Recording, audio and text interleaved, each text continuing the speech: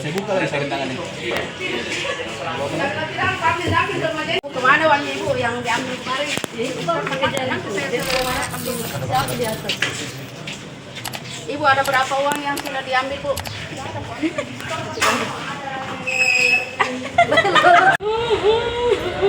Salam sejahtera. Iya, siapa yang suruh menurutnya?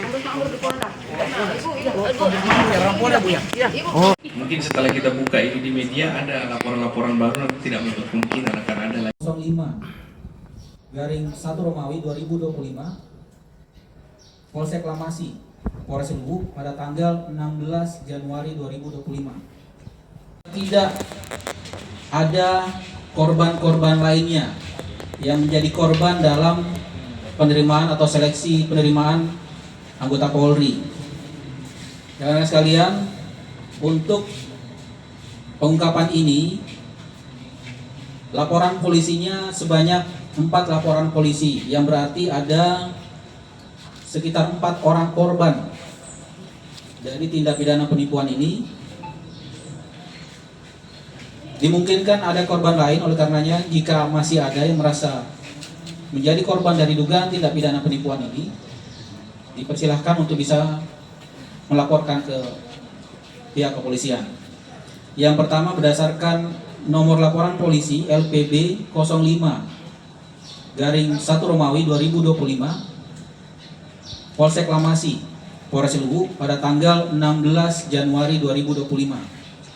Kemudian yang kedua, berdasarkan laporan polisi LPB 20/3 Romawi 2025 Polsek Lamasi Polres Luwu tanggal 2 Maret 2025.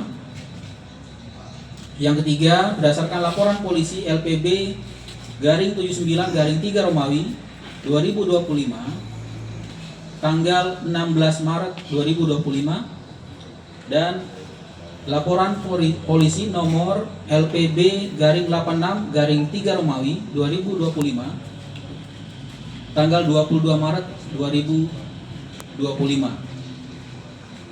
Korban para orang tua casis berinisial saudara SC, saudara EP, saudara AD, dan saudari ZM. Tersangka berinisial saudari HA, umur 52 tahun, pekerjaan wira swasta, beralamat di Kecamatan Lamasi Timur, di mana yang bersangkutan bertugas merekrut calon siswa Bintara Polri Rekpro gelombang kedua tahun 2024. Kemudian perannya dibantu oleh saudara MR 52 tahun, beralamat di Kota Palopo, yang mengaku sebagai seorang inspektur jenderal dari kepolisian. Modus operandi, tersangka berinisial saudari HA bertugas merekrut anak korban yang akan mengikuti seleksi Bintara Polri dengan mengiming-imingi korban untuk membantu meluluskan anaknya yang mengikuti seleksi rekrutmen Polri tahun 2024 dengan meminta sejumlah uang sebagai mahar untuk pengurusan casis. Adapun besaran uang mahar tersebut jumlahnya bervariasi di kisaran 300 juta hingga 400 juta rupiah untuk setiap casis, dan atas adanya iming-iming tersebut tersangka telah mengambil uang korban sebagai DP antara kisaran 25 juta hingga 300 juta rupiah.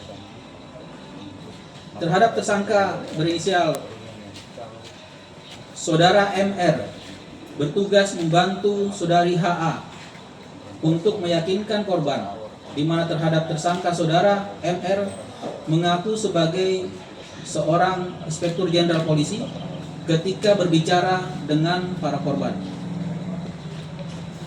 Dalam menjalankan aksinya, tersangka meyakinkan para korban bahwa anak korban sebagai casis sudah pasti lulus, karena yang memegang atau mengurus adalah seorang irjen yang merupakan jenderal polisi, di mana saat dalam menjalankan aksinya, tersangka saudari HA menghubungkan para korban kepada tersangka saudara MR yang berkedok sebagai seorang jenderal polisi pada saat itu. Dan pada saat itu pula tersangka sempat memperlihatkan kepada para korban sebuah surat pengumuman kelulusan yang diduga palsu dan dibuat sendiri oleh tersangka saudari HA. Selain itu, tersangka inisial saudari HA juga meyakinkan beberapa orang casis yang telah direkrut dengan cara seringkali mengajak casis tersebut ke Polda Sulawesi Selatan saat proses rekrutmen berjalan. Namun pada saat berada di Polda, casis hanya disuruh menunggu di kantin, sedangkan terhadap tersangka berpura-pura masuk ke dalam salah satu ruangan. Dan oleh tersangka juga sempat mengajak dari salah satu casis ke SPN Polda Sulsel di Batua saat akan dimulai pembukaan pendidikan, di mana terhadap casis tersebut sempat disuruh oleh tersangka saudari HA untuk masuk bergabung ke dalam barisan casis yang telah dinyatakan lulus. Namun saat dilakukan pembacaan pembagian barak maupun pembagian perlengkapan pendidikan terhadap nama casis tersebut tidak ditemukan. Akibat perbuatan tersangka tersebut, kerugian dari keempat korban mencapai sekitar kurang lebih 750 juta rupiah, yang mana nilai kerugian secara transfer sebesar 710 juta rupiah dan secara tunai atau cash sebesar 40 juta rupiah dengan rincian masing-masing sebagai berikut. Yang pertama, dari orang tua casis berinisial saudara SC mengalami kerugian sekitar kurang lebih 51 juta rupiah. Kemudian yang kedua, orang tua casis berinisial saudara EP mengalami kerugian sekitar kurang lebih 149 juta rupiah. Kemudian yang ketiga, orang tua casis berinisial saudara kaitannya dalam penerimaan anggota Polri.